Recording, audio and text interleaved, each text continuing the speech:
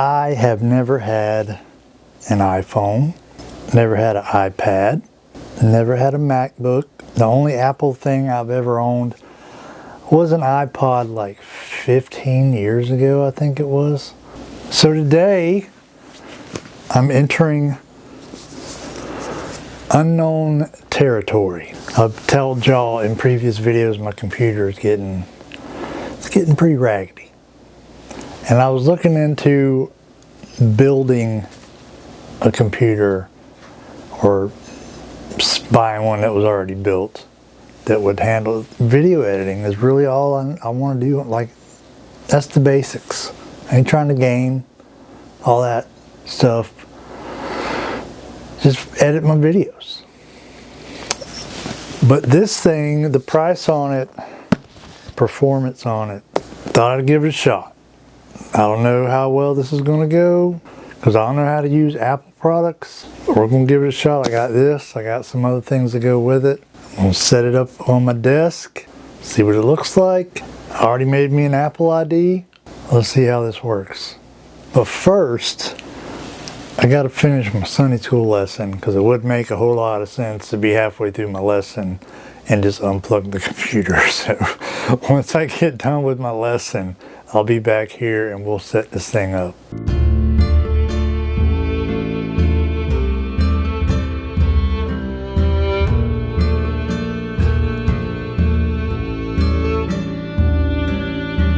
Alright, let me get y'all in here. Hopefully this is a better angle. That wasn't working out so good. Let me just show you what it was I picked up and why. First of all, we got the Mac Mini. I started doing some research on computers. I even thought, well, maybe if I get a gaming computer, that'll have the specs to edit videos that I needed to do. And the more I dug into it, the more I saw that the specs you need for a gaming computer ain't necessarily what you need for editing. So I was looking at different computers. You know, I wrote down some specs, some like basics, you know. And all the computers I was looking at was like $1,500 in that price range. I'm like, I really don't want to spend that much. And then I happened to see a video about the Mac Mini. And there's one downside to it we'll get to in a minute. But as far as the other things go, one, I know that most video people, like people who do it professionally, they use Mac computers to edit their videos, and that's like, seems like the majority of people use a Mac computer to edit their videos. And the specs, like I said, were pretty good for the price. And the price is the main reason I bought it. This is the absolute base model with 16 gigs of RAM and, you know, all that, the M4 chip, blah blah blah, all that good stuff. I don't know about those things, okay? But it was like $500. And I'm like, then I have to get a monitor because my computer I use now is an all-in-one. So the monitor and the computer are the same thing.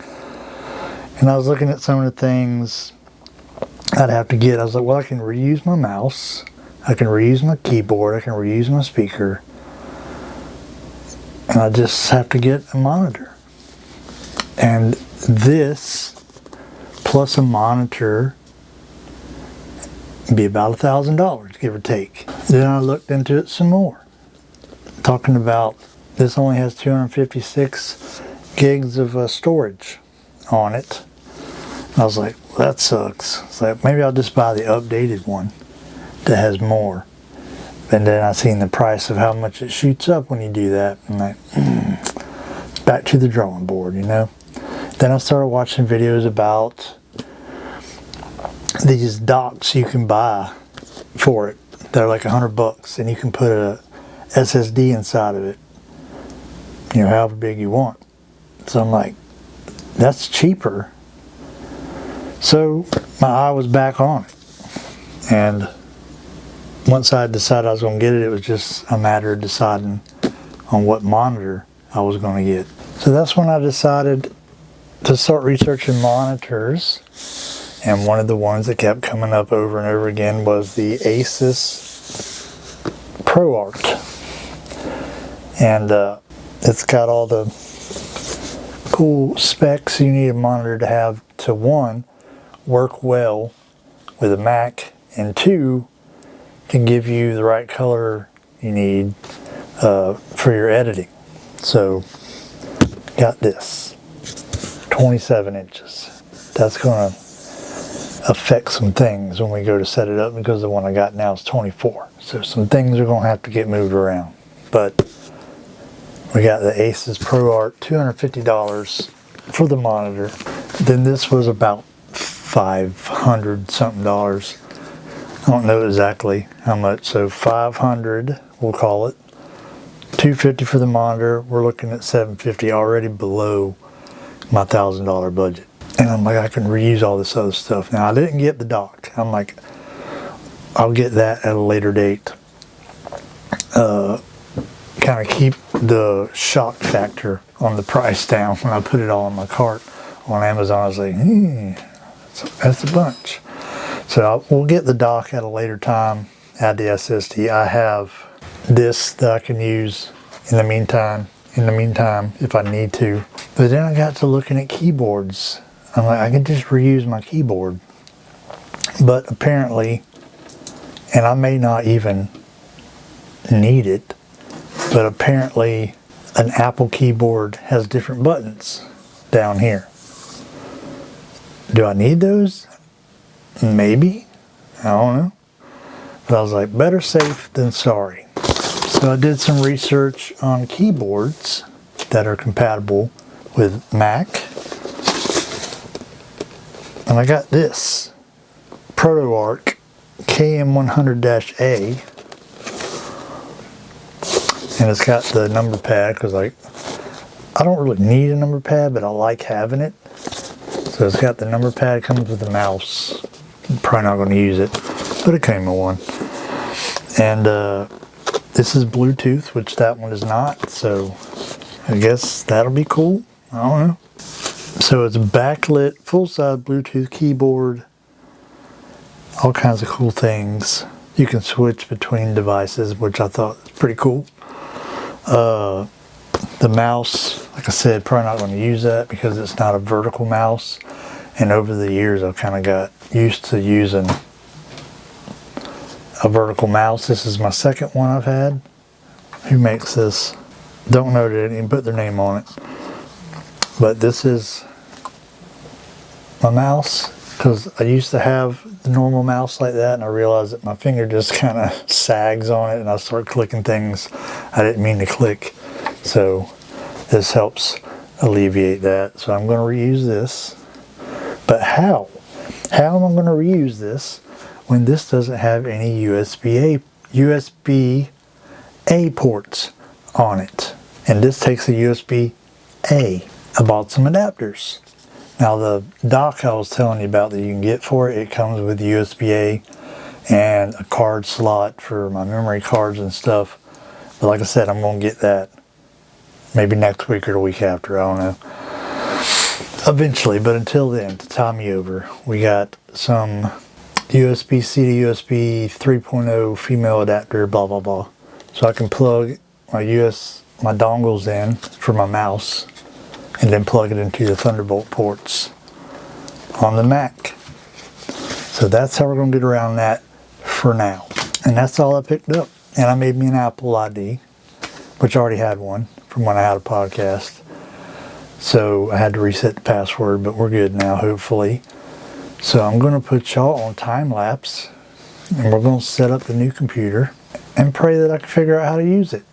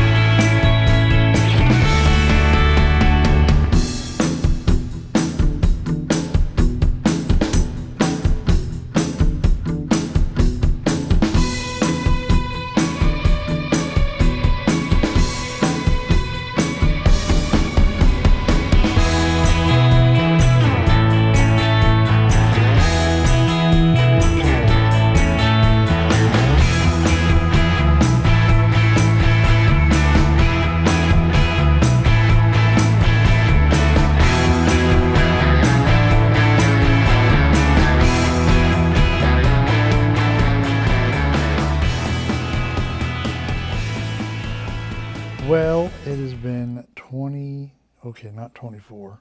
It's been 18-ish hours since the last clip you saw. And I quit recording after that because it was like 9 o'clock and I was like, it's getting close to bedtime. So I messed around with my computer a couple hours last night just trying to get a feel for it. Got home from church today, been messing around with it and editing this video on the laptop for a couple hours. Downloaded the Canva app, signed into Yahoo, signed into Canva, obviously. Probably some other things I did, I don't know. I was going to get Microsoft Word on there, I still might do that. But I want to get this thing set up to edit videos. Like I don't have a lot of memory at the moment until I remedy that problem. So I don't want to put a bunch of stuff on there. I want to get the video editing thing taken care of first and then see what I have available. Might add Word on there. I don't know. My plan originally was just I'm just going to edit videos on here because I don't have a lot of memory. And then I'll just do I type most of my stuff on the various other devices anyway. But well, here's what I've learned, okay? Here's what I've learned. Let me get y'all in here so you can take a gander. You can kind of see it, right? Anyway, here's what I've learned. I edit my videos with Wondershare Filmora, which I do not. If you're going to get into video editing, don't touch that. It's trash. I've been editing videos on it for years. And I know it well. I know how to use it, but it's not. You can spend your money better because DaVinci Resolve doesn't cost anything. A lot of people use it for that reason. It's better than Filmora and it's free. But I did have some problems trying to use DaVinci the last time I tried it last year. I don't know if I'll have those problems on here. But anyway, I cannot use Filmora on here unless I buy it again. And I'm not doing that because like I said, it stinks. So what I'm going to have to do is get DaVinci and learn how to use it to edit my videos on. But in the meantime, until I figure out how that works and if it is even going to work, I still have Wondershare on my laptop. I can edit videos on there because my laptop, I didn't buy it to really do things like edit videos. I didn't really buy it for that. So it's not exactly top quality. The memory is almost, I always have to delete stuff off of it because the memory is almost maxed out. So I didn't buy it for that. I just bought it so I could type things when I'm not here. But it's been pressed into service for editing videos. So in the meantime, till I figure out what I'm going to do on here for editing videos, we'll keep on doing it on here the way I've been doing it. And hopefully in a couple weeks I can edit on DaVinci on here. But I'm going to have to give it a shot. See how, because the thing was my videos that I recorded on the Canon, DaVinci couldn't read the codec for some reason. And the videos I recorded on here on my DJI Action didn't have no problem with that. So there's no point in having this expensive camera if I can't edit videos on DaVinci with it.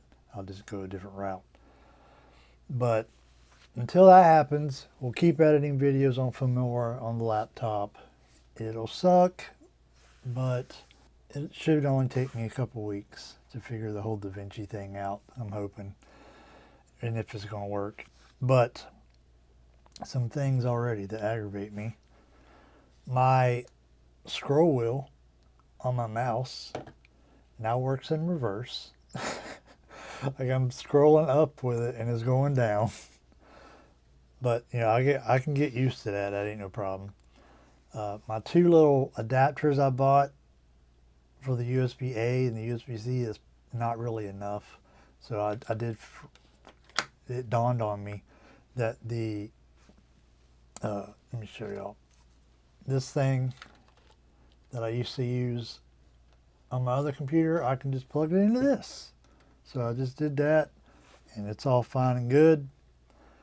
Still want to get that dock for it though.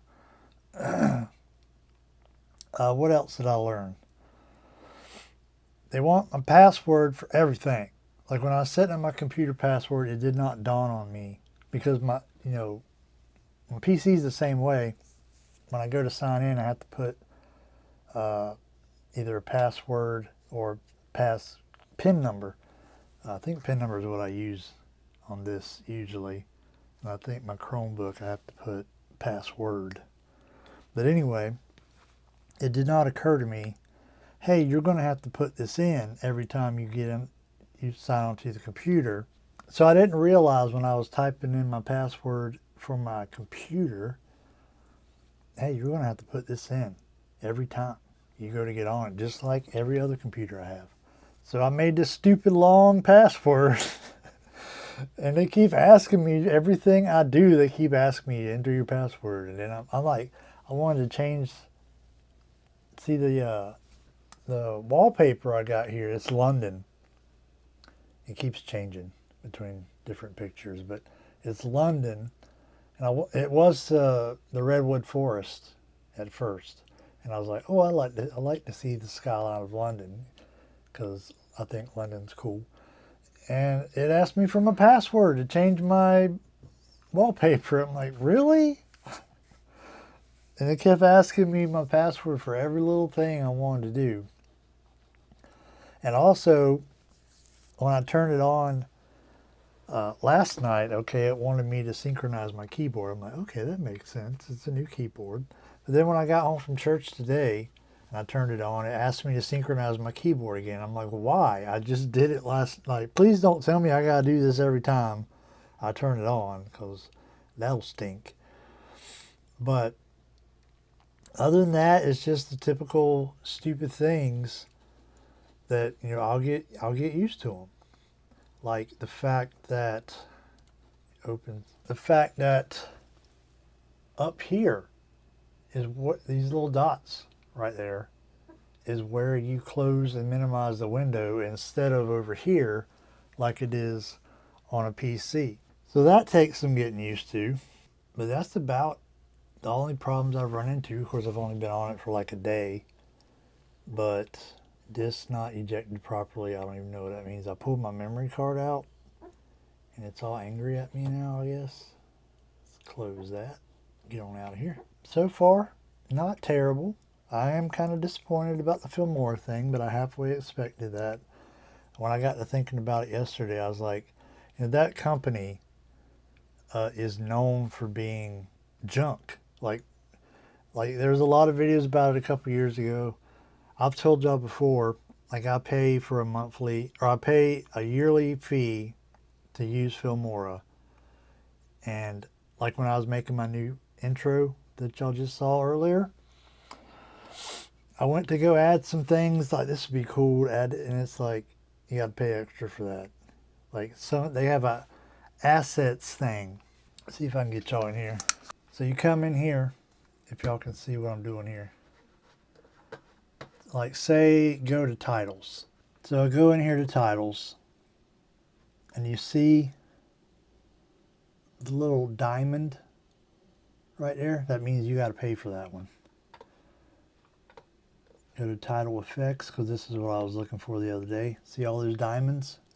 Can't use none of those unless you pay an extra $20 for the assets package. And in my mind, I mean, maybe I'm old-fashioned, I don't know, but in my mind, if I'm paying you $160 a year or whatever it is I'm paying, I don't know, $60, something I'm paying a year.